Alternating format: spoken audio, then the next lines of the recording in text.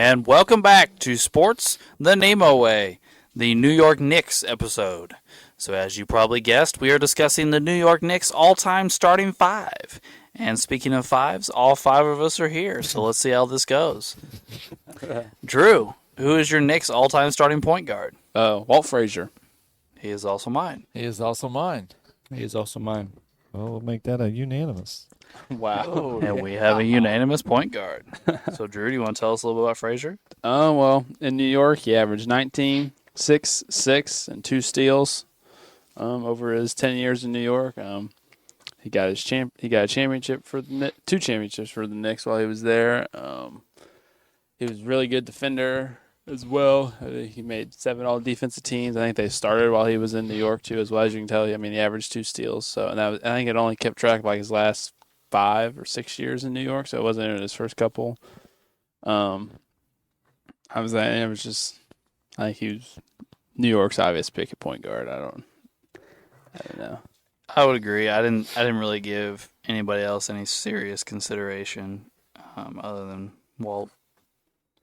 Yeah, I immediately went with Walt. I just like Walt Frazier a lot. I had him on my top 50 list. I just really like him. He was a badass, one of the best guards of the entire 1970s. I mean, Yeah, he was good. Yeah. All right. Well, does anybody else have anything to add about Walt Frazier before we move on? No. All right. Easy. Wade, who is your shooting guard? I got good old Bernard King. He's also mine. He's also mine. I have Bernard King at small forward. So I have him at small forward. Right on. So he's unanimous. Bernard's on there. We just got to decide where. I think Bernard is kind of gotten a little forgotten over time. I think a little bit. I think he's still kind of popular with like New York fans and stuff, but you don't hear him a ton anymore. But back in the day, he was a badass. He was one of the best 2 guards or 3 guards or wing players of a generation, and it's just been a long time since he played. So I think sometimes he doesn't quite get talked about enough. But I mean, this is a guy that I think one year averaged 33 points per game. Oh, Yeah, he was a for the scoring Knicks. machine. Yeah. Won a scoring title. I mean, just a back. He could take it down low. He could he had a couple nice little moves kind of down there. He had a really nice, smooth little pull up mid range that he used a lot, little turnaround. I mean, he could use his length and athleticism to do some slick moves around the basket when he tried to guard the jumper. I mean, just one of the best scorers and wing guys of a generation of basketball, really. Yeah, I mean, he's another guy that you have to ask the question of, what if, because he tore up his knee twice. Yeah. Yeah. And the second time it essentially ended his career.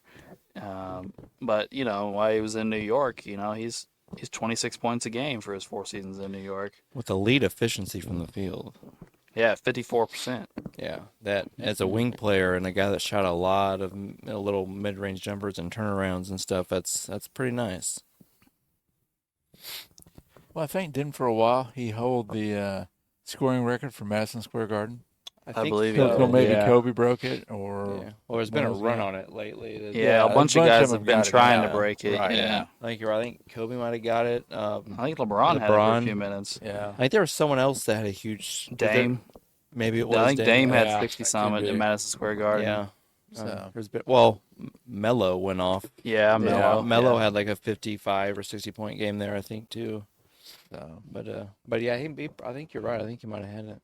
But he did win his scoring title and went to 2 All-Star games while he was in New York. Yeah. I do think he is kind of forgotten about these days. You Yeah, don't so. hear a ton. I think it's just one of those things where it's been a while since he's played. People kind of sometimes forget about guys that careers are shortened a little bit, or His career's a little shortened. yeah, He has no loyalty to a team because he jumped around his whole Yeah. career. So Yeah. like no team feels like they have like the big ownership on him. He never won anything. So like it's not like we're talking about championship runs or crazy playoff runs because he didn't do any of that. So it's like there's a few things going against. I don't even know if going against him is the right word, but like that don't make him come to the forefront of people's minds, Right. I guess. it's just different stuff that adds up, and it just happens to certain players sometimes. Yeah.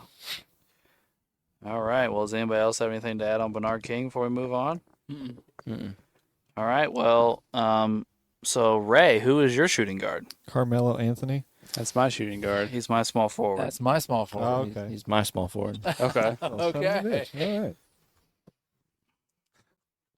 I'm very intrigued why you guys put Anthony at shooting guard, or why you guys went that route with King and Anthony. I think I put Carmelo at, or should I call him my boy Tyrone? I forgot about that. I think I put him at shooting guard just because I guess I've seen Carmelo play. And I haven't really seen Bernard King play, so I thought maybe he could be. I mean, I'm not saying Carmelo's like really quick or anything, but I feel like. I mean, aren't they both like 6'7", 6'8"? So I mean, they're both similar. I thought either They're- way. I mean, they're both wing players, but I mean, Yeah. I would say the reason I went the way I did, they are both 6'7", like you mentioned, but Melo's like 35 pounds heavier. yeah. He rebounds better, things like that. So I looked at him I just more always as a pictured forward, him as but- just a bigger, much more built guy than Bernard King. Yeah. But they're both wing players. It's not a big Oh, deal. yeah. I was just curious why you guys. I would say decided either to way, go I that don't care. It doesn't. Yeah. I 2, didn't- 3, Right, most time they're interchangeable unless.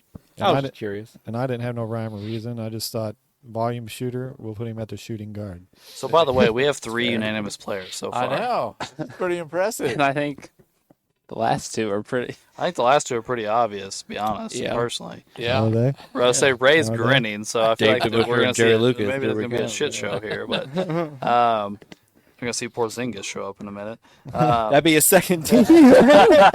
Oh God. I don't know. We didn't say his New York numbers, did we? No. No, we didn't say Carmelo. I don't have So, him in front of He's me. 24 points, 7 rebounds, 3 assists, and a steal on 44%, 37%, and 83%. So he is the lone shooter on this team thus far. The only guy that, even attempted to shoot threes. Yeah. So, One yeah. Of, one of the better scorers in probably most recent Yeah, so last he's, 10 years. he's been one of the best scorers I mean, my he's Top 10 all generation. time. I was getting ready to say, what is he, 8th all time now on the Yeah. scoring list? Yeah, he's up there. He'll be a guy kind of like we're talking about Bernard King. I think a long ways into the future, since he played with like LeBron and Kevin Durant and Do it, Dwayne Wade. Dwayne. and- Yeah, And he I never- think he'll be a Kobe. guy that's kind of a little forgotten, even though he was really a great No, player. everyone always knew Carmelo, but he never won. He never won MVPs It's or just anything like what like Alex that. said with Bernard King. It's almost it fits exact same. Yeah. The only one difference Melo has over Bernard King is he played a really long time because he Yeah. didn't Yeah. get hurt. Yeah. So I guess he's more of like a Dominique or a Alice English in that sense. But he jumped around a lot to a lot of different teams. Yes. He never won a title. He only really went on like 2 or 3 actual real playoff runs. But none of them were like that. Get the team on my back and let's go for a ride type runs. It was like the Nuggets run. It was it was like a real team effort, and Billups was like running the show, and Melo was just playing his role. And his role was to score the ball. I'm not trying to say that, but it was interesting way for them to do it. But anyway, so does anybody have anything to add on Melo before we move on? No. Yeah. Good. He made some All-Star teams, some All-NBAs while he was in New York. Did he win a scoring title there? I thought he won a scoring title. Yes, he won a scoring title in New York. Yes. Yeah. And he made the 75th anniversary team, by the way. Yeah. I considered him for our top 50 list. I considered him, yes. Big E was very upset that we didn't put him on there. Big E's a mellow guy. You could probably make an argument for him to be at the very bottom of your small forward list. Well, like we said, they're in the small forward list. Like, the end of our small forward list were littered with guys who scored the basketball but never did anything. Right. You know, they didn't win awards, they didn't win championships, but they scored a lot. You know, the Aguirres and Dantleys and Wilkins and I'm probably forgetting some, but, you know, all those guys were littered at the end of our list, our, you know, small forward list. So, I mean, and Melo fits that role. He scored a whole bunch of points. He never won anything, never really got any awards. Kind of just what's your favorite flavor, you know, Yeah. which guy you want to grab, you know, like me and Uncle Doug really like Dantley. Mm-hmm. I think a lot of you guys had Dominique, you know. Like, Yeah. Yeah. It's just whatever. I preferred the human highlight reel. Yeah. True. All right. Well, I don't know. I guess we've heard from most. We haven't heard from Uncle Doug first, have we? No. So who would be your power forward, Uncle Doug? My power forward would be Willis Reed. He is also mine. He is mine. He's also Drew's. That makes Yes. five. Drew stepped out, so we now don't have 5 again. Well, that's unanimous. Didn't last very long. All right. Wow, this is going nice and smooth, ain't it, guys? Man, this is I amazing. think we're in for a perfect week here. Maybe. I would hope so. Say Willis had 18.7 points, 12.9 rebounds, a couple assists. Of course, he's in the Hall of Fame. Spent 10 years with the Knicks, and won an MVP while he was there, and a couple titles. Yeah. Yeah, and he's got 2 Finals MVPs. Yeah. So Yeah. He's also the Rookie of the Year. Willis Reed has Drew and I actually talked about this earlier tonight, not on air, obviously. Like, I really think this is a super underrated big man pairing. Because it is like good. both these guys made a lot of our top 10 all-time lists. yeah. So I mean, not too many teams have 2 top 10 big men on their list. Right. I mean, obviously we had them with the Lakers. Yeah. Houston. In Houston, Houston, and The Sixers will. the Sixers probably will, yes. But I mean, that probably kind of puts the Knicks in pretty unique company. It does. It does. And then when you come back with Bernard King, Carmelo to score, and then Walt Frazier to play defense and run the show, Well, it's going to be a good team. it's one of the better all-around teams when you have 2 pure scores, like that, just scoring machines that no one's really going to stop. You have a good point guard that can do a little bit of everything and play great defense at the head of attack and facilitate. He could abuse small guards and go around bigger people. Then you have Reed, who's kind of like your perfect power forward, does all I the agree. dirty work. Yeah. He can play some tough D and do all the rebounding. And then you had Ewing, who had a lot of finesse for a center and could use his power. He could pull out with that jumper. He had a nice, smooth jumper. And Real Reed nice could- shot blocker. Yeah, and Yeah. Reed could operate down low, and Ewing could go out and give him some space. And you get defense at the head of the attack with Frazier, and in the paint with Ewing and Reed to cover the 2 pure scores. Like, it actually works out really well in a lot of ways. I think if we picked out a weakness for this team, it'll be wing defense. I mean, yeah, Yeah. the 2 The bi- scores. The big men will be fine defensively, and the point guard will obviously be fine. But the wings are going to get lit up defensively. I do think they have the most important parts, though. When you can protect the paint and when the head of your attack on defense is really good, that's the most important. Because that's the start of it, and you want to be able to keep the other point guard in front of you because that's how you get open shots. Yeah, I mean, you could definitely tell King and Melo, hey, crowd guys and run them off the 3-point line into Ewing and Reed. Yes, Right. exactly. Yeah. And Frazier's going to make sure at the point of attack they're not going to get easy baskets right off the bat, and no one's going to have to rotate over to his guy because he's a great defender, so he can D up his guy by himself. And they have all the important positions for defense covered, I feel like. All right, well, we said his name a few times, but my center is Patrick Ewing. Yes, it's mine. Mine as well. Andrews. Yep. Oh, I really thought you were going to screw with us there, Ray. No, if I would have did that, it would have been power forward. I would have said Charles Oakley or something crazy. Mm-hmm. Yeah, Is this our first perfect basketball week? I No, believe it we- is, isn't it? Yeah, No, did or everybody did you get guys the- do it? No, you guys were 1 off in Houston. Yes, he had Steve Francis. Yeah. What about Charlotte? Was there how close were we on? No, No, we 'cause argued quite a bit. In Eddie Charlotte. Jones. I got Oh. Eddie Jones on with 1 vote. And I had Gerald Wallace. And Yeah. That's right. Yeah. Yeah. So Patrick Ewing played 15 seasons in New York, averaging 22 points, 10 rebounds, 2 assists, a steal, and 2 blocks on 50% shooting and 74% from the free throw line. He made in his 15 seasons in New York, he made 12 All-Star teams, 11 All-Star teams. I apologize. 7 All-NBA teams. He was Rookie of the Year. He's got 3 All-Defensive teams, and he made the All-50 team and the All-75 team. And almost all of that is due to what he did in New York, not at the very end of his career when No, he left and went to Seattle and Orlando. I don't think those years were too great. No, they were not. You think he's the greatest center to never win a title? Ooh.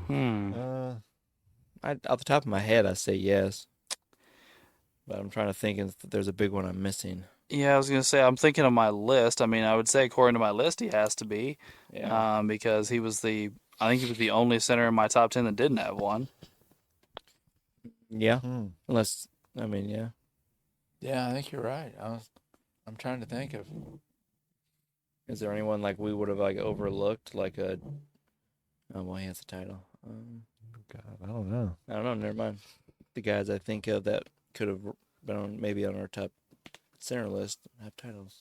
I mean, there is a guy that made a top 10 list that doesn't have a title. Which one? Embiid. Oh, Oh, yeah. Mm. I mean, Ewing's accomplished a lot more than Embiid at this point. So, Indeed. Although uh, now Embiid has the MVP. yeah, Yeah. we'll talk about that later. And the other really interesting question is I think it's really fascinating with this franchise because of the way it happens. Who's the greatest Knick player of all time? Because you got, lots of people go straight to Ewing for numbers and talent and accolades, but he didn't get the titles. I think when most people picture the Knicks, they picture Patrick Ewing. Okay, I agree. But I don't think he is the greatest Knick. I would say that title belongs to Willis Reed. I would go I was Reed or thinking- Frazier. I mean, they both were there like 10 years, there for the titles, and Lots of people would tell you that Frazier should have won one of the Finals MVPs, and he got kind of robbed on one of those. They gave it to Willis Reed over. Was at the time where he got injured. Yeah, and he came back back from and- injury. hobbling out. Yeah. Yeah. Even though his production wasn't, he had like a couple of nice plays right off the bat, and then he didn't really do much the rest of the game. And Walt Frazier ended up with like a 30-something point triple double with like 8 steals and all. And he had a bunch of other really big games in that series. But I think the way I look at it, I think Willis Reed was like he pretty much has everything we asked for in a great player. He has a championship, or he has 2 championships actually, with 2 Finals MVPs. He has a regular season MVP. yeah, that's what I was going to say. And he has numbers to back it up, and he played somewhere for a long time. I think the regular season MVP is really what separates him from Frazier. Yeah. Yeah. But I like Walt Frazier is probably like my favorite Nick. I just like him. He's just a cool dude, and he was a badass. But I think Willis Reed is probably the answer. But part of me still thinks Ewing, even though he didn't get the rings. Just a little part of me is kind of like, Well, let me I don't ask you know. this: if you swapped them, if you took Mhm. Willis Reed and Patrick Wow. Ewing and flipped them, where Ewing played with Frazier and Monroe and DeBusschere and those guys in the '70s, and Reed played in the '90s with John Starks, and John Starks and Houston and whoever else, Charles Oakley, do you think we view it differently? probably. And I think the answer is yes, because I think Patrick Ewing has the potential to destroy the NBA with the way he played in the '90s if you put him in the '70s. Yeah. I think people forget. I think a lot, especially young people, forget just how athletic Patrick Ewing was before he got hurt. You remember Patrick Ewing at the end of his career when he was hobbling around, his knees were shot. Right. But Patrick Ewing was freaky athletic out here going, blocking 4 shots a game and rebounding and scoring. He's 28 a game, 26 a game. He's with 12 rebounds. He with 4 blocks. Like If Patrick Ewing didn't play in the biggest center era we've ever had, he would be a more iconic figure. I was getting ready to bring that up as well. He also was in the NBA the exact same time as Olajuwon, as David Robinson, as Mourning, as Shaq. All those guys came in within a few years of each other, and like I said, he only has 3 all defensive teams. But why do you think he only has 3 different all defensive teams? Because Robinson and Olajuwon and Mutombo and those guys were all winning defensive player of the year and all defensive teams and everything like that. But I also would say the same thing about any of those guys. Olajuwon, Robinson, Ewing, Mutombo, Mourning, any of those guys, their awards would be a lot better if they didn't play at the same time as each other. Well, Alonzo Mourning, if I remember correctly, he has like 3 Defensive Player of the Year awards and 3 All Defensive teams. Yeah. So like he yeah. only made an All Defensive team when he was the best defender in the entire NBA, and then the next year, or like the years he didn't win Defensive Player of the Year, one of the other centers was probably winning it, and then being on the defensive team, like because they all took turns winning it. Mutombo has what 3, Mutombo, I think he has 4. 4, Warning has 2, 3. at least 2 or 3, yeah. And then Olajuwon has 2. Olajuwon, does he have 2? I thought, And Robinson has 1. yeah. That's 10 all defense or 10 defensive player of the years Yeah. right there. And I don't think Shaq ever got Defensive Player of the Year, but he made some all defensive teams. Yeah. Yeah. In the 90s and early 2000s, and I feel like we're missing a big one. Are we missing a big one? Not a big man. I mean, Jordan won one. Yeah, that was in the 80s. Oh, that's true. It was in the 80s, yeah. Was Eaton around then in the early 90s, or was he Did he more make 80s? it to the early 90s? I don't know if he did. Okay, all right, Not sure. but and I think just in general, like when you're talking about swapping Reed and Ewing, just sorry, I had a weird little thing happen there. Almost like kind of burped. Anyway, with Ewing, just swapping teams, or to the Willis Reed team, like you said earlier, he's going from a Knicks team who had some solid talent around him. They were really physical and had a couple decent players, but they weren't loaded with Hall of Famers. Then he'd go to Willis Reed's team that has like 8 Hall of Famers on it. Yeah. And that's almost not an exaggeration. I bet there's at least 5 or 6 at one point. I mean, Frazier and Reed, obviously, but DeBuscher's in the Hall. Jerry Lucas, Jerry Lucas is in the Hall, yes. I Earl don't the know. Pearl. Is Earl the Pearl in the Hall? I thought. Yeah, he is. Okay, so there's 5. I mean, we're at 5 Hall Yeah, of so Famers you right got there. Earl. Well, Phil Frazier. Jackson. Well, he's not in as a player. He's not in but, as a player, but he's in. Yeah. I feel like we're forgetting a guard. Let's see, Lucas. Did you say Bill Bradley? Oh, Bill Bradley, yeah. Yeah. But I mean, you get my point. Yeah. I mean, just the talent level on those Knicks teams was pretty unbelievable. And those Knicks teams are obviously the all-time Knicks teams because they're the only championships they ever have, and they're an iconic NBA team. When people think of the Knicks, they think of the great years in the 70s. They're an iconic, not dynasty, but championship team. They won multiple titles. Mm-hmm. Well, I think without Reed and Frazier's team, Ewing doesn't have the notoriety he does. Because the reason Ewing is like the picture of the Knicks is because the Knicks were so damn popular when Ewing showed up. He never won the title, but he was in the playoffs every year and doing those things. But you're right though, he never played with another world class talent. No. I mean, the best talent he played with was when he was aging, and he got like Houston and Spreewell. Yeah. But at that point, he was on the way down. Well, he didn't even make it all the way through the playoff run. He got hurt. Yeah, I did consider Houston for I did shooting as guard well. because he was a very, very talented scorer and an elite 3-point shooter, Yes. and that's what intrigued me was his 40% shooting from 3-point land and 20 points per game or whatever. But Bernard King just had so much more production. I couldn't. Not only that, couldn't but pass it up. Houston did absolutely positively nothing but shoot the basketball. He's Klay Thompson. He's just not on a super team. Yeah. That's what he is. If Klay Thompson didn't play with the Warriors, he'd be Allen Houston. Yeah, like I saw somebody the other day talking about, or read something about it the other day, that Allen Houston is the all-time leader in 20-point games with no other stats. Oh, wow. Like 20 and then zeros across the board on the box Oh, score. wow. Or his average is he'd average like 23 and 3 in his prime, something like that, or 23 and 4 or something. He really is Clay-esque. There's a lot of similarities there. It's just team success is really the only separator. Yes. We were talking about all the centers that Ewing played against. I looked up centers that Reed played against. Oh, and yeah. his career overlapped with 9 Hall of Fame centers in their heyday. Hmm. Bill Russell, Wilt Chamberlain, Wes Unseld, Dave Cowens, Bob Lanier, Walt Bellamy, Nate Thurman, Kareem Abdul-Jabbar, and Bob McAdoo. Damn, that's pretty impressive. Saying 28 playoff games against Russell, Wilt, Unseld twice, and Kareem, Reed averaged 25 points, 14 rebounds on 50% shooting. Mm-hmm. That's pretty nasty. Yeah, against those guys in the playoffs. That is nasty. Well, So, didn't he dominate Wilt a few times in the postseason? Was that Reed?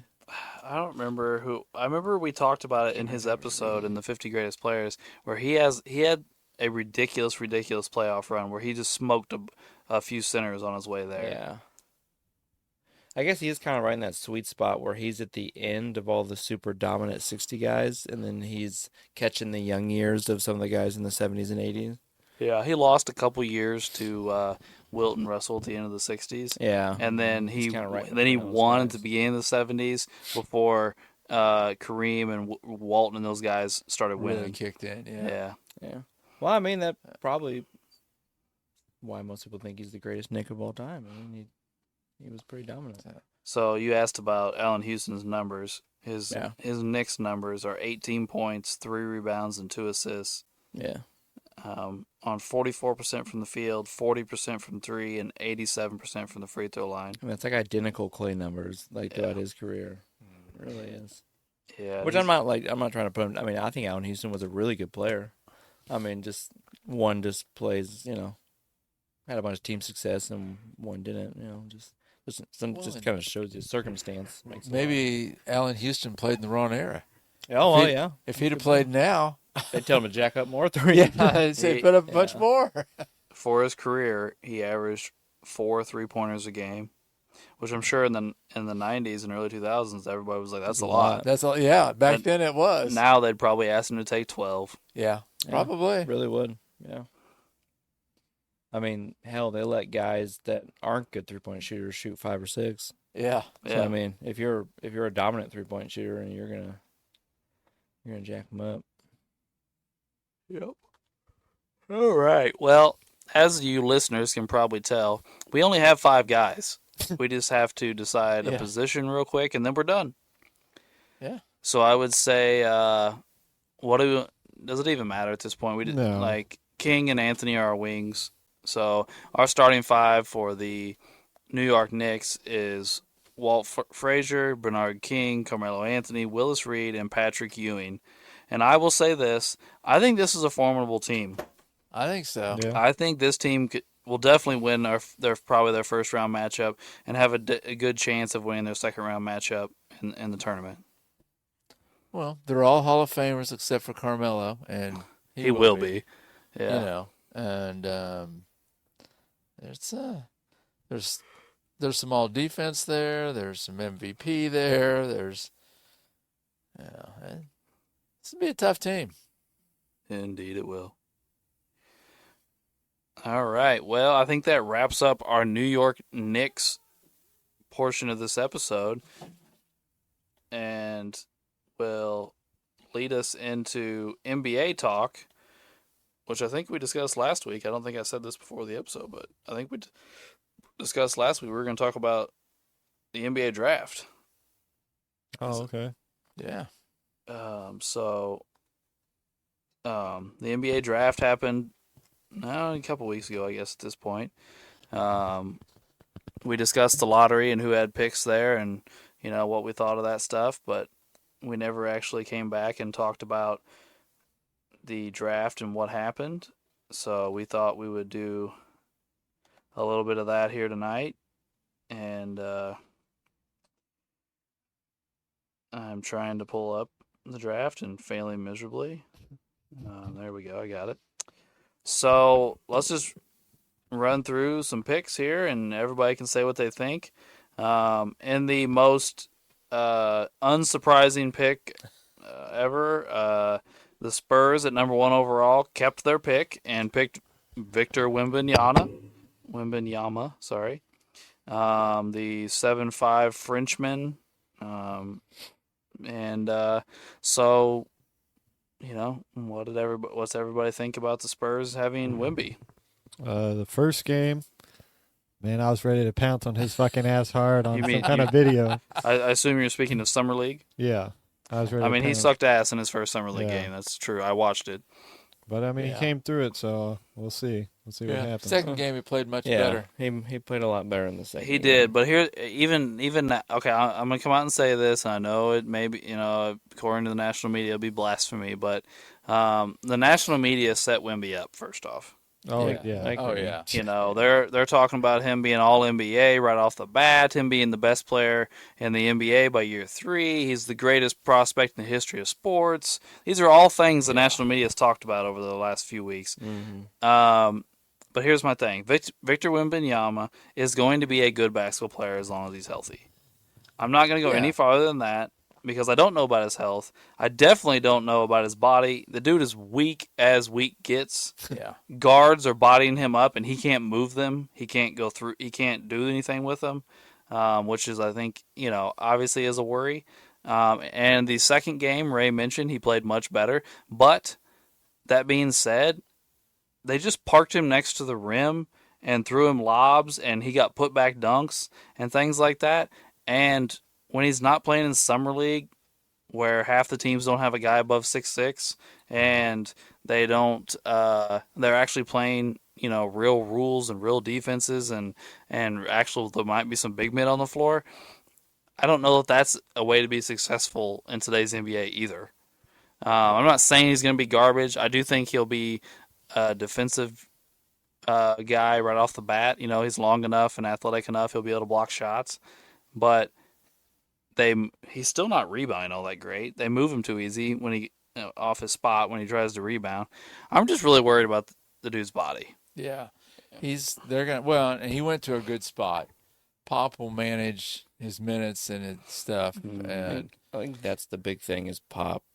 The biggest problem with what the media's done is kind of like what Alex said, like Wemby has all the potential. Like, just look at him. I mean, he's 7'5" and can play like a guard. I mean, he has all the potential and ability to become an all-time great player.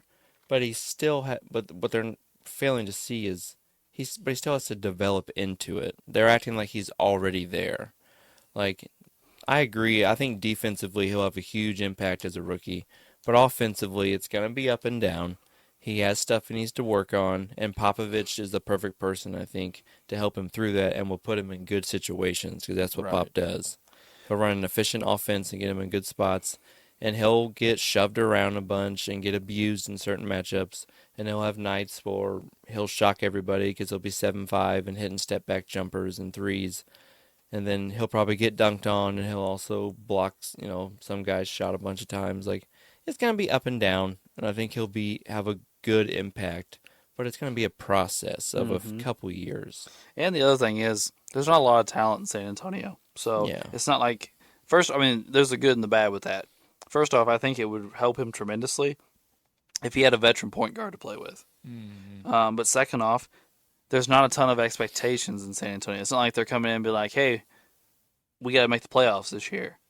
The Spurs suck, and we all know they suck. So they're not. I do like what they're doing, though, because they're going through the draft, and now they got the big dog, which is what they've been waiting on. The lucky bastards get David Robinson and Tim Duncan and now Wembanyama. That's not even fair to other people, but whatever. But so they've been waiting for the big dog, and now they got it, and they have some really talented young players that aren't look like they're going to be superstars, but they look like they're going to be good. A couple of them, Sohan and Vassell, is that their names? Vassell, yeah. I like the Sohan kid. He looks like a defensive monster, and he showed a little bit of offensive I'm not potential. surprised you like Sohan. He reminds me of Dennis Rodman. His defense is crazy, but anyway. But now, if they can work on developing Wembanyama, and say in a couple years from now, or just 2 years from now, he's already pretty good. Not even great. Just he's on his way. He's at this point, he's maybe getting close to a borderline all-star or something. And then now they've been developing all these other no-name players that will be fully developed, good role players, and they haven't blown a bunch of money on bad contracts for these veterans to try and hurry up and be good. So now you give Wembanyama a year to develop, and then you go into year 2, and if everything's going well and your other younger players are developing into these really good role players, or maybe year 2 or 3, then you can spend your extra money, and you're good to go. I just like the way they're going about it. They're going about it kind of the old-fashioned good way. The only problem is is your coach might run out of time. Yeah, it's like 74 or something. Yeah. Well, He he did- just signed an 5 extension. years. Yeah, Mhm. 5-year extension. I know he's in his 70s. Yeah, He's got to be at least like 72, 73, like realistically. but I can't remember which one it was. One of the big NBA guys talked about it the other day, and he said the reason Pop was comfortable signing the 5-year extension is because he's not just the head coach; he's also president of basketball operations. So at any time, he can just go up into the front office and name the head coach, but he Right. still works for the Spurs and has his contract. That makes Gotcha. more sense. Yeah. So yeah. All right, let's move on to pick number 2.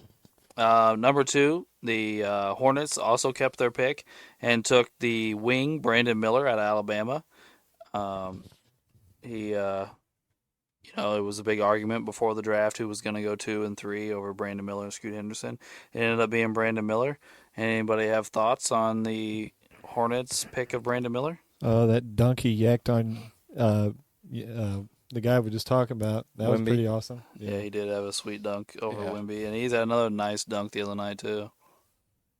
Yeah, he's been a little up and down in the summer league, but Mhm. I mean, he only had 1 year of college ball, and I think it was probably the right choice for Charlotte. I'm not saying that Miller's better than Scoot, but it's a better fit for Charlotte. Look, they already have a point guard. Right. And at this high in the draft, drafting for fit is a little dicey. I agree, but when the only player you have that is good is the point guard, Right. and there's 2 guys that are pretty like high on Yeah. everybody's boards, taking the wing may not be the worst idea. The other thing that Brandon Miller does do that Scoot doesn't do a lot of is play defense. Yeah, Miller could be a really good defender. Yeah. He could be.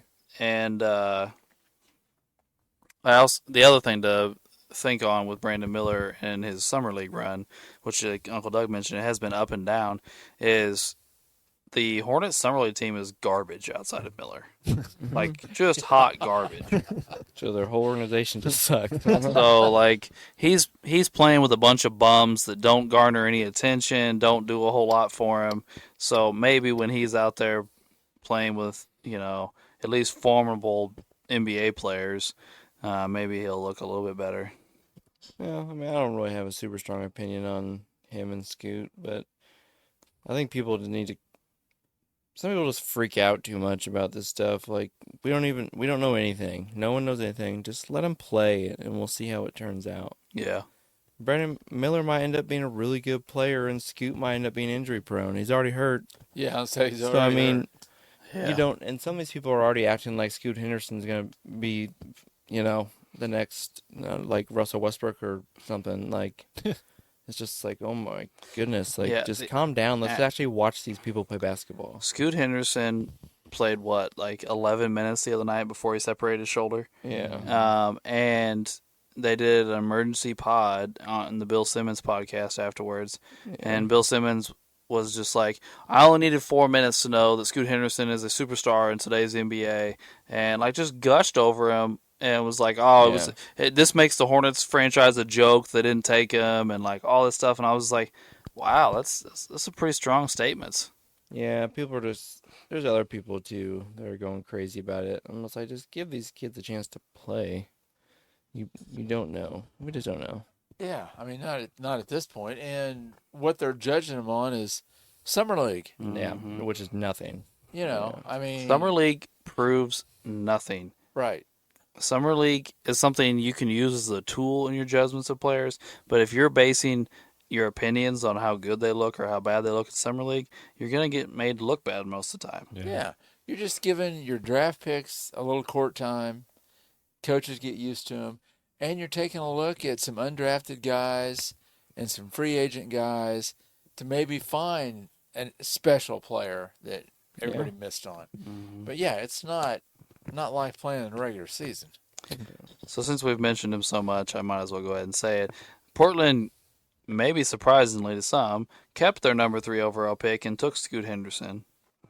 So Scoot Henderson is now playing for Portland, where he has now separated his shoulder in his first G League game and has missed the rest of the G League, I suppose. Or not G League, Summer League, sorry. But he did play well in those first 11 minutes or whatever. He scored a few times and looked explosive and so on and so forth. But that also seems to have opened the door for a Dame trade. So Yeah. it looks like the Timberwolves will be, or not Timberwolves, geez, Trailblazers will be terrible for the foreseeable future. Yeah, but I mean, I don't know, if they get rid of Dame, if they can get off the Nurkic contract at some point, they could. I mean, they already have a decent core of really good young talented players, so they could, if you get a big return back from Lillard and maybe work on your front court, there's a lot of potential there. So You know. at this point, the latest Dame rumored what they're asking for is what? 4 firsts and a couple players? Yeah, they. Oh wow. But I was listening. I can't remember who I was talking about the other day, but they were pretty much saying that um, Dame's going to get to Miami, and there's nothing Portland can do about it. Like they're gonna have to trade into Portland, or Miami. to Miami. I can't talk. I'm sorry. They're gonna have to trade him to Miami and take a shitty package in return, essentially, because I guess Dame's agent has been going to all the other teams and threatening them with stuff, Yeah. and just completely tank Oh my God. Dame's trade packages, and so they're gonna have to take like Tyler Hero and Duncan Robinson and some picks, which They've already got 3 really good young guards, or guards that are supposed to be really good.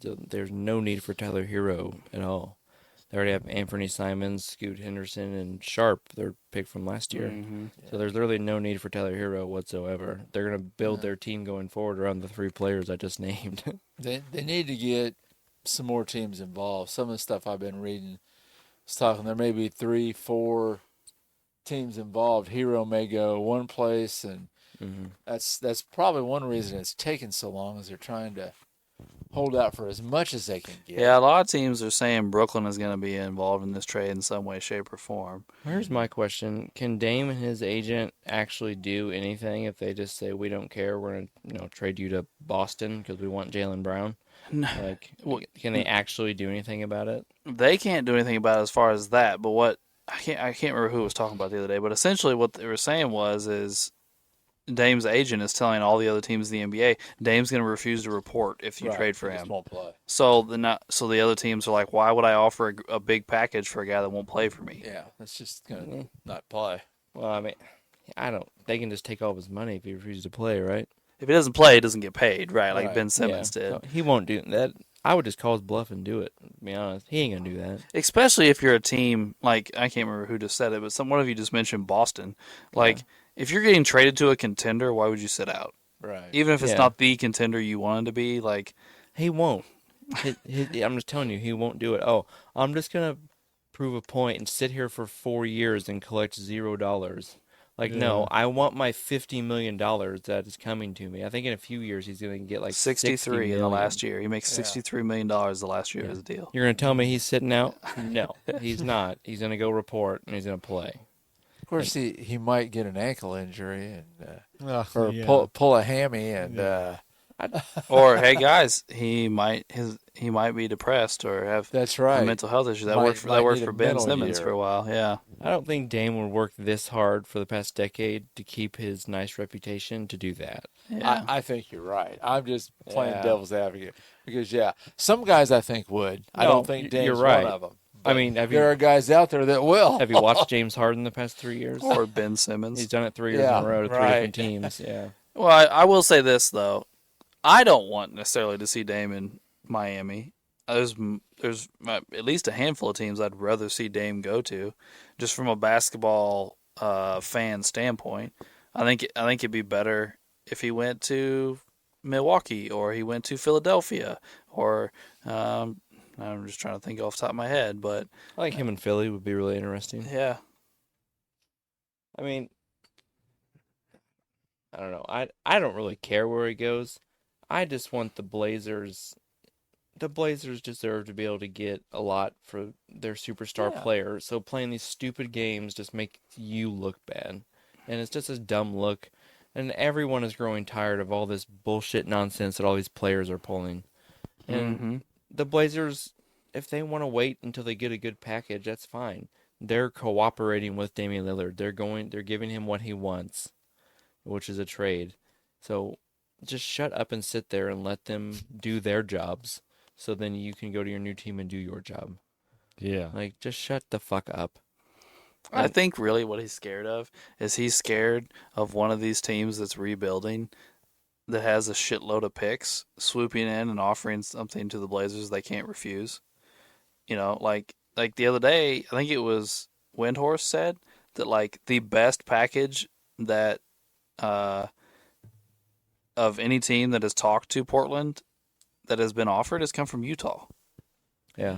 But Utah has just as many picks as the Thunder do in the next few years. So a ton. Yeah, they have a ton of first-round picks. So they can throw as many picks as Portland wants, plus, a couple players at them. They wouldn't be bad, though. I mean, Markkanen turned into an all-star last year. So you have Dame and Markkanen. You and me talked about this there. Yeah, we did. And they have that Walker young, Kessler. Yeah, Kessler kid. And they that just was traded really for good. John Collins. So, like, they would actually probably be a pretty good team. They'd be better than the Blazers. Yeah, they'd be definitely better than the That's Blazers. what I'm saying. Maybe better than any Blazers team he's ever played on.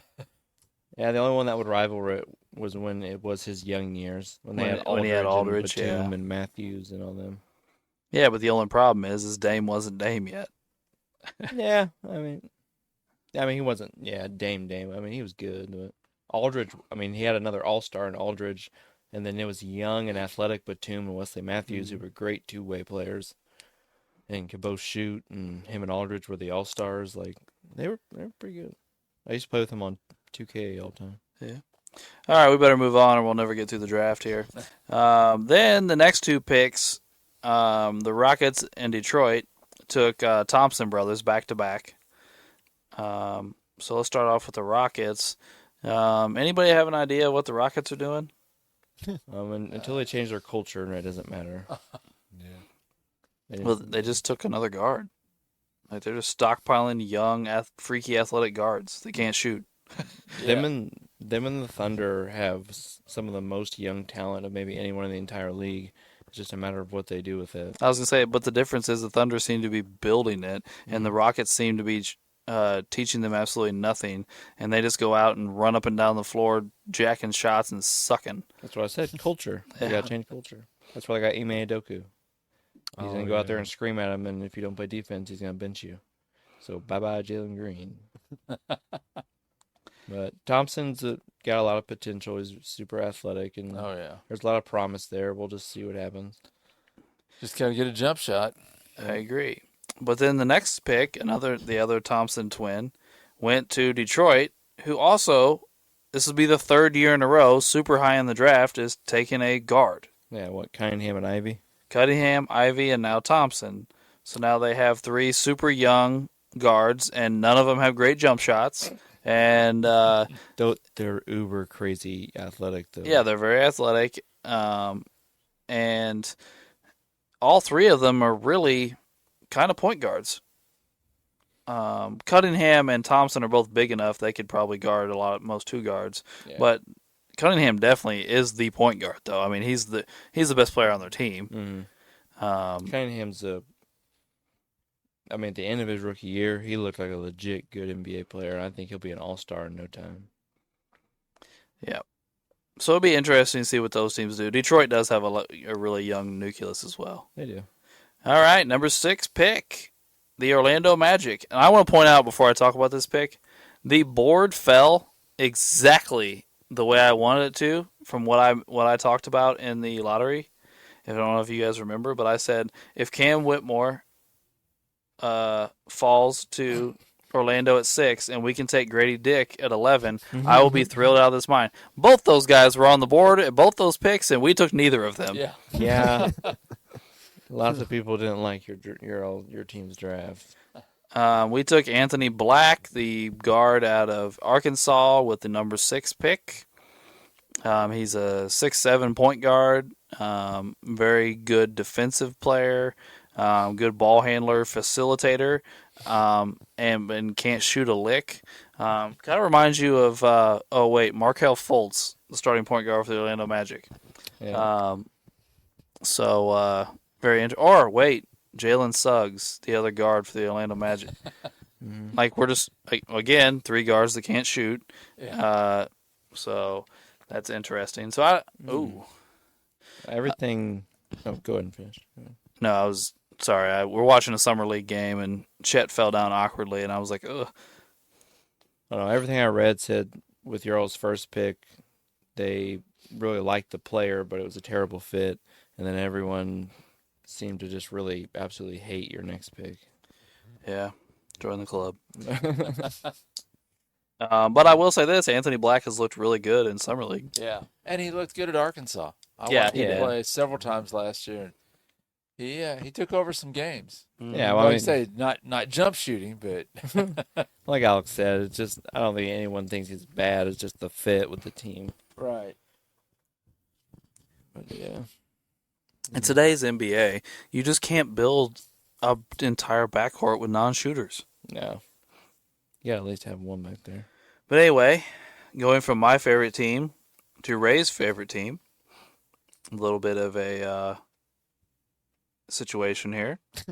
The number 7 pick was the Pacers, and they took Bilal Koulibaly from France, but they traded it to Washington, or traded him to Washington. Sorry, not it.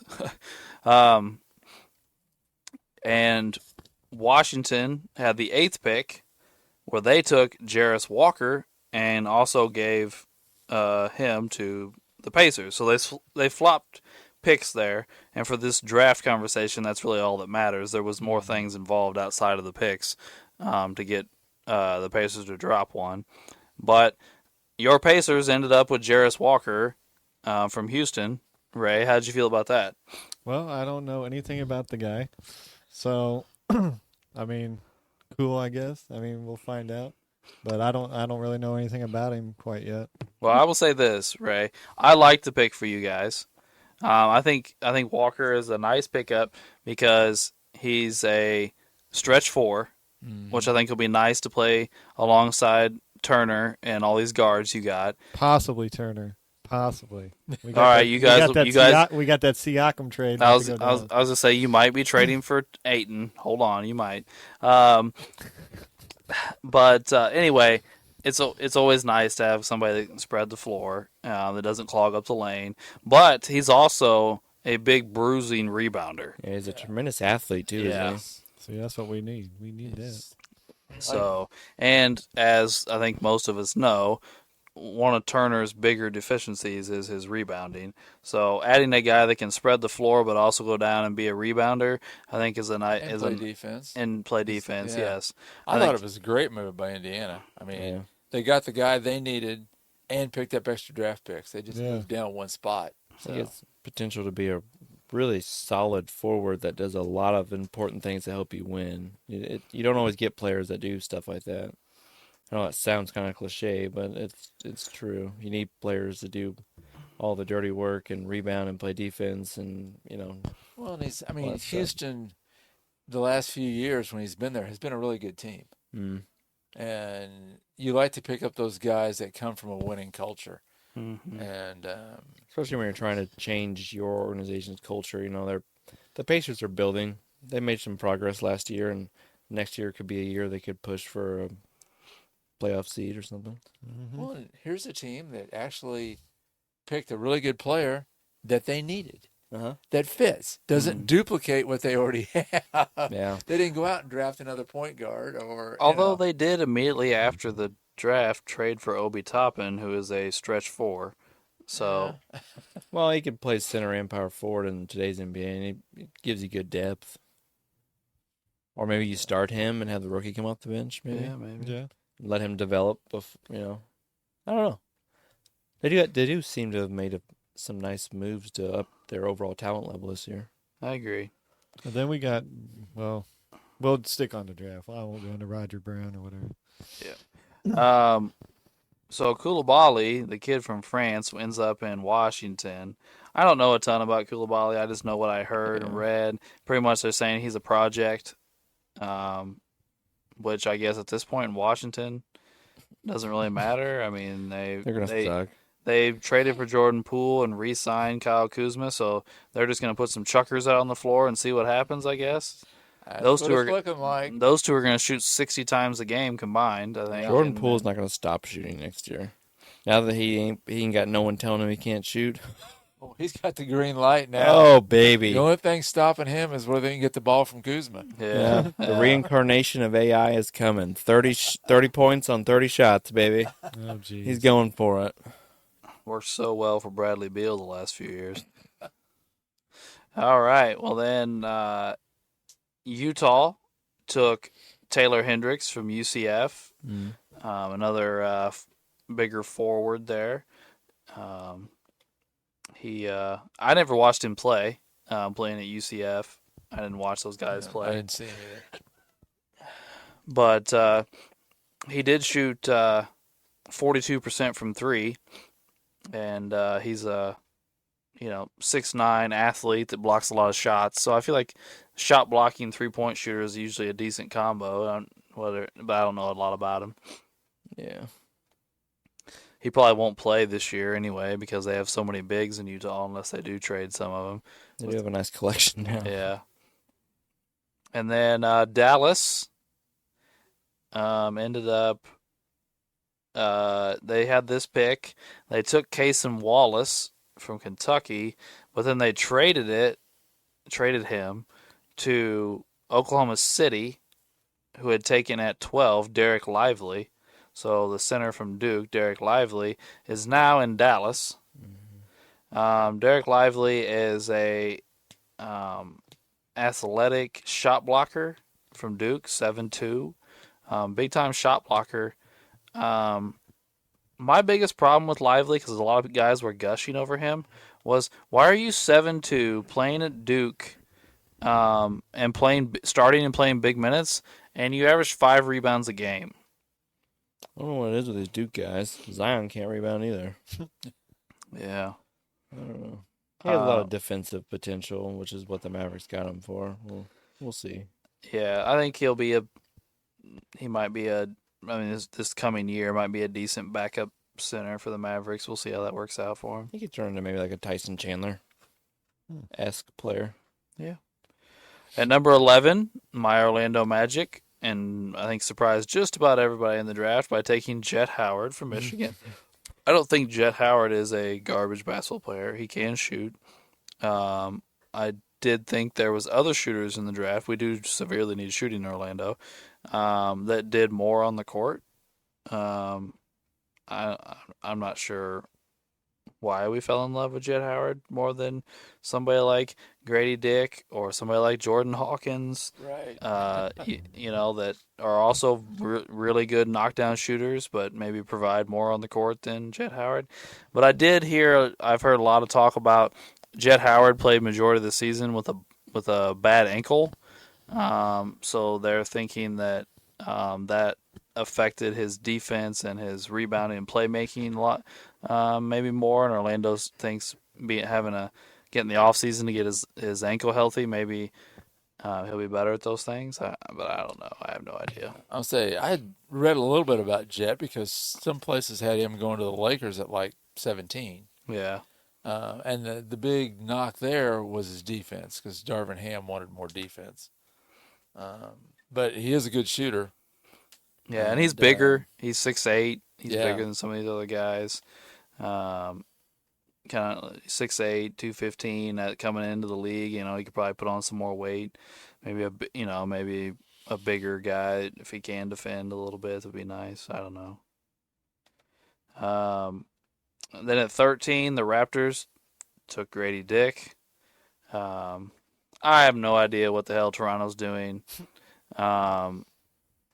Fred Van Vliet left, but they seem to be shopping Siakam. But then during the season, they were shopping, what's his name? Anunoby. But now they seem to not be shopping Anunoby, but they re-signed their starting center, the Polite, or whatever his name is. Guy that came from the Spurs. Yeah. Oh, yeah. I have no idea what the play is here in Toronto, but you can never add enough shooting, I guess, and Grady Dick does that. So If I had to guess, I'd probably say in the middle of the year, they thought they still had a shot at contending because they've put together a lot of playoff seasons here recently, and then it was just a bad year for them.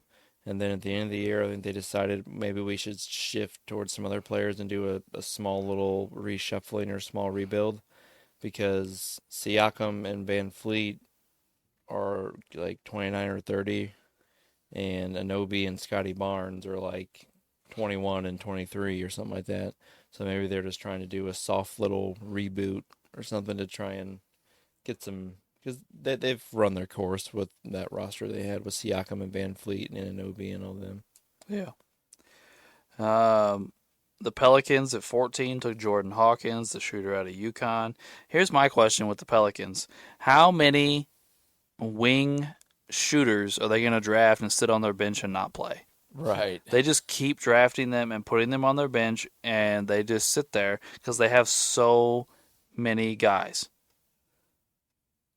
I don't know. Poor Jordan Hawkins because I don't see him seeing the floor.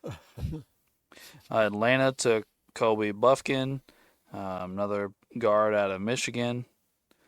The Jazz, again, had another pick. They took Kenyatta George out of Baylor, who is destroying the Summer League right now, averaging 30-some points a game. Really just balling in the Summer League. Whether that translates or not, we'll see. Then the Lakers, Uncle Doug's Lakers, took Jalen Hood-Schifino out of Indiana. Uncle Doug, how did you like that pick for you guys? We needed some more point guard help. Some people had him higher than our pick. What I've seen of him so far, I didn't really get to see much in college. I didn't watch a lot of Big Ten stuff. But he played well and up and down in Summer League. I mean, at times he looks decent, and I think that's kind of what his MO has been so far. Is he's streaky.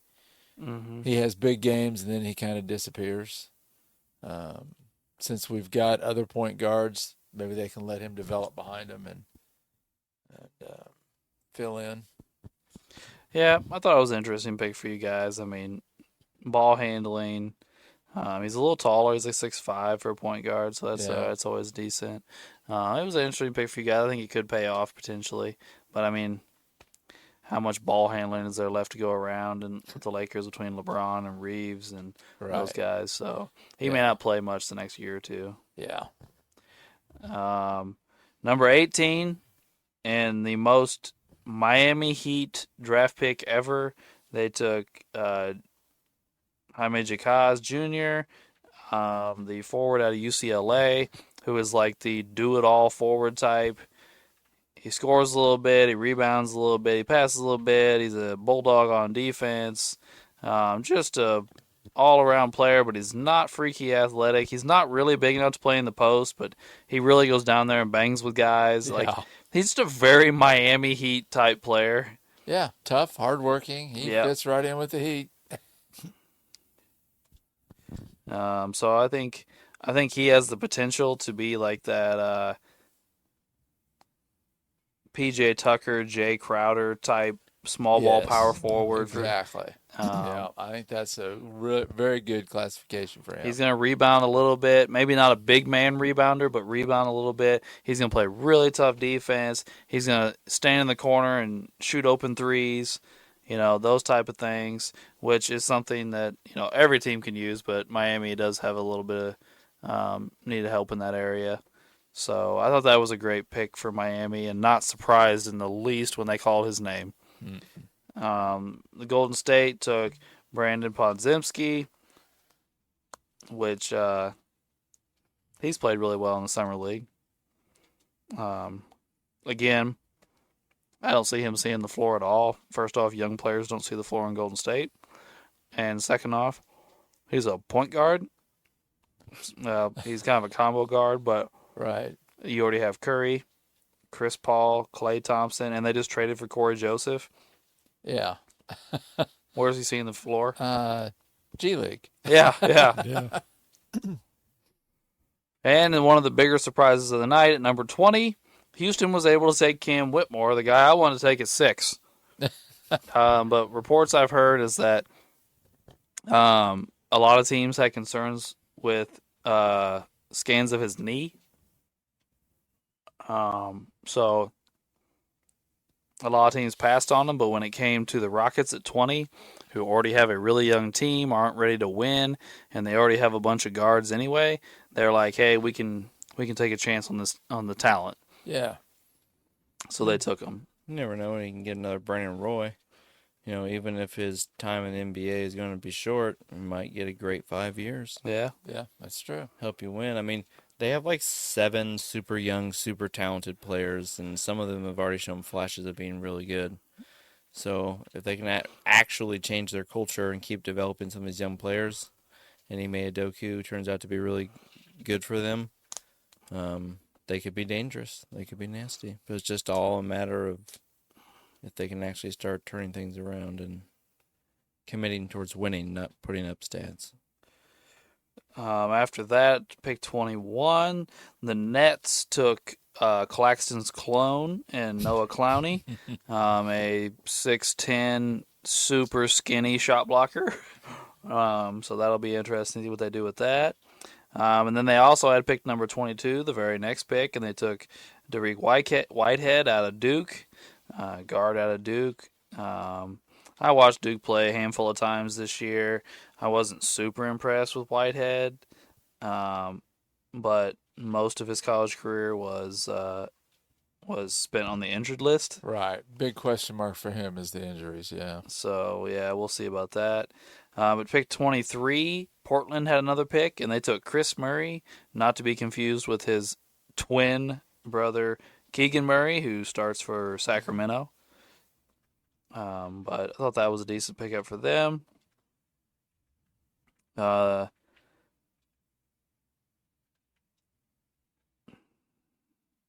Yeah, so the Kings and Grizzlies swapped picks. Olivier Maxis Prosper and Marcus Sasser. Then the Pacers took Ben Shepherd from Belmont, who I know absolutely positively nothing about. Sorry, Ray. Do you know anything about him? Hell no. Does he play on your G League Summer League team, Ray? What's his last name again? Shepherd. I don't know. I haven't seen him tonight. And then the Hornets took Nick Smith Jr. out of Arkansas, who again was hurt most of the year, I believe. Bryce Sensabaugh went to the Jazz. And then the Pacers are back with Julian Strother from Gonzaga. I'm not really 100% sure on him either. That's a negative for me as well. And then on the last pick of the first round, the Clippers took Kobe Brown out of Missouri, which Uncle Doug watches a decent amount of Missouri. What do you think about that pick, Uncle Doug? I really like Kobe. I think he can, in the right spot, can do something. A lot of people had him going later in the second round than where he ended up. He's about 6'8", probably 235, 240, something like that. He can shoot. Shot 45% from three. Yeah. He can handle the ball. He rebounds. Play some. I mean, at Mizzou, he played really well. Well, I have an opinion on this. I think Kobe Brown is a quality draft pick that probably should have gone higher based on his talent and based on the fact that today's NBA is based almost solely on three-point shooting, and he is a knockdown three-point shooter. But the NBA hates guys that go to college for multiple years, and he went through his senior year. Yeah. And so they're like, nope, nope, nope. That's my opinion. Yeah. I was hoping he would fall far enough that a team that I really liked could pick him up. So, but because I liked watching him. But yeah, I think he was a good player. And Mizzou will miss him a lot. And I think the Clippers will like what they got. The Bucks probably should have kept him. Yeah. Well, here's my thing. Well, I mean, this is a little off topic, but it's still the draft. Did I not just repeat the same 6 teams over and over again in the first round of the draft? Yeah. I feel like half the league didn't have a pick. Right. There's a lot of swapping around there. I mean, Well, think of the all the Jazz had trades that 3, the go on. Pacers had 3, Orlando had 2, uh, The Rockets. the Rockets had 2, the Nets Yeah. had 2. Like just teams with multiple picks all over the place. I mean, the Bucks didn't have a pick. The Nuggets didn't have a pick. To the Suns. The Suns didn't have a pick. Yeah. Right. Yep. So it goes. Yeah, indeed. Cleveland didn't have a pick. I don't know. I didn't know that one. The Mitchell trade. Oh, Gotcha. The T Wolves didn't have a pick. Rudy, Go Bear. Yeah.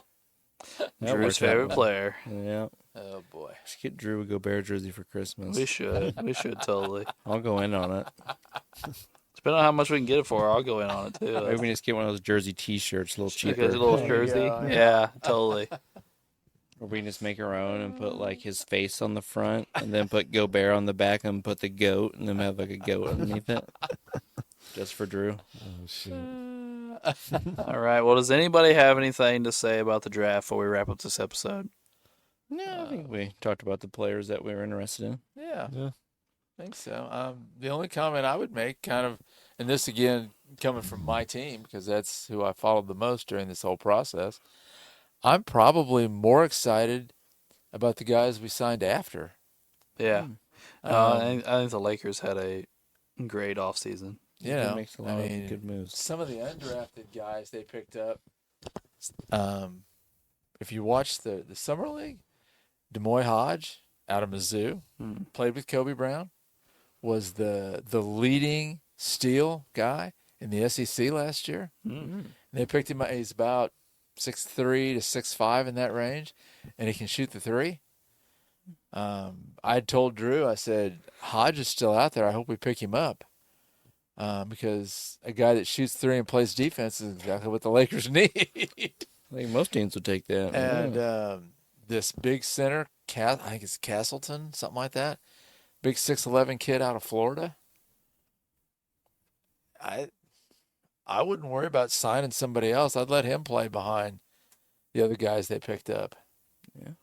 You know, and then I'm not necessarily talking about the trade. They picked up some free agent guys too, but draft-wise, I don't think necessarily everybody that gets drafted is where you can really find some gems if you scout well. Yeah. And I don't know who's in charge of the Lakers scouting, but the last couple of years, they've done all right. Not LeBron. No, they had to get away from his influence and let Pelinka do his job. Well, I mean, you never know what you can find. I mean, Dennis Rodman played in an NAIA school. Right, I exactly. mean, I think maybe Scottie Pippen did too. He played at like some weird Arkansas school. Yeah, Central Arkansas or Central, something like one that. of them played at like Central Oklahoma, and the other one played someplace in Arkansas.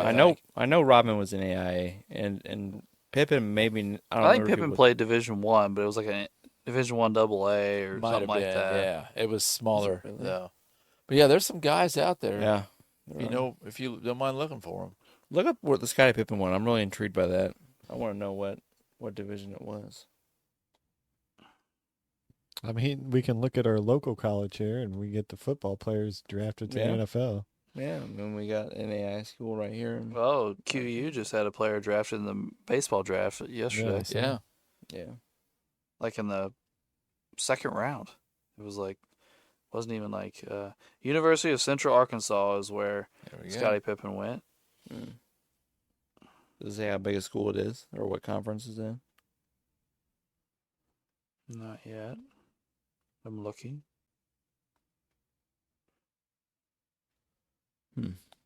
Loading. But anyway, you always get some while you're looking. There's always lots of nice. Wasn't Ben Wallace a guy that went like undrafted and someone found him? And was it Orlando that found him? Yeah, Orlando got. We signed him Yeah. undrafted. Yeah. Yeah, so I mean, him and Rodman are both in the Hall of Fame. I mean, Pippen's obviously in the Hall of Fame. We can't figure out how big his school is, but there's always gyms University out of there. Central Arkansas is a Division One Yeah. subdivision team. What does subdivision mean? I think they don't use Division One AA is not a thing anymore. They Right. don't use that term. So I think that's what it means is like subdivision. They're Gotcha. Division 1, but they don't play any of the major conferences. Oh, okay. There's a lower level D1. Yeah. Yeah. Gotcha. Conway, Arkansas. Um, Yep. So I think that was a good episode, guys. We appreciate you tuning in for this New York Knicks episode. We would appreciate you tuning in next week for our Seattle/Oklahoma City episode, and we appreciate you tuning in to Sports the NEMO Way.